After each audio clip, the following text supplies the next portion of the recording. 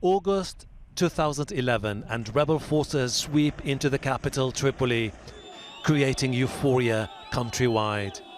The 4 decades of repressive and dictatorial rule by Muammar Gaddafi were over.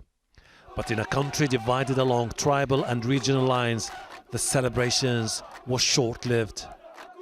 A National Transitional Council was established to govern after Gaddafi's death. A year later, in 2012, Libyans elected a new legislative authority called the General National Congress. The GNC was given 18 months to oversee the transition to a permanent democracy.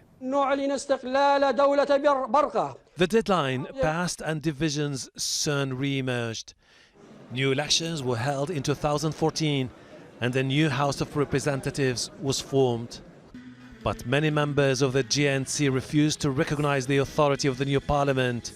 Libyans found themselves with 2 competing authorities, the House of Representatives based in Tobruk and the GNC based in Tripoli.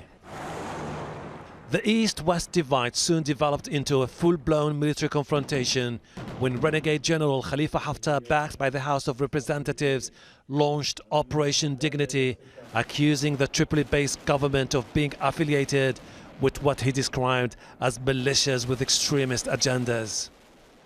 As fighting flared in 2015, the UN stepped in, brokering a power-sharing agreement. The deal, signed in Morocco, established a government of national accord, which was endorsed by the UN and international community as Libya's legitimate government. But 2 years ago, hopes to end the political divide suffered another setback when the mandate of the GNA ended. Arch rivals Faiz al-Sarraj, Prime Minister of the Tripoli-based GNA, and Khalifa Haftar had several meetings but failed to overcome their differences. In April, Haftar ordered his so-called National Liberation Army to capture the capital.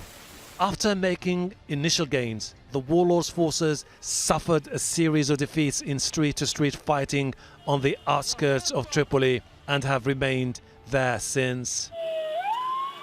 2 weeks ago, Haftar's forces, backed by Egypt, Saudi Arabia, Russia and the UAE, launched what they described as the final battle.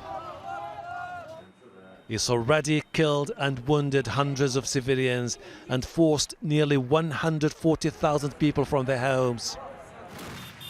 8 years after Libyans flooded the streets calling for democracy, the country is at war and divided like never before.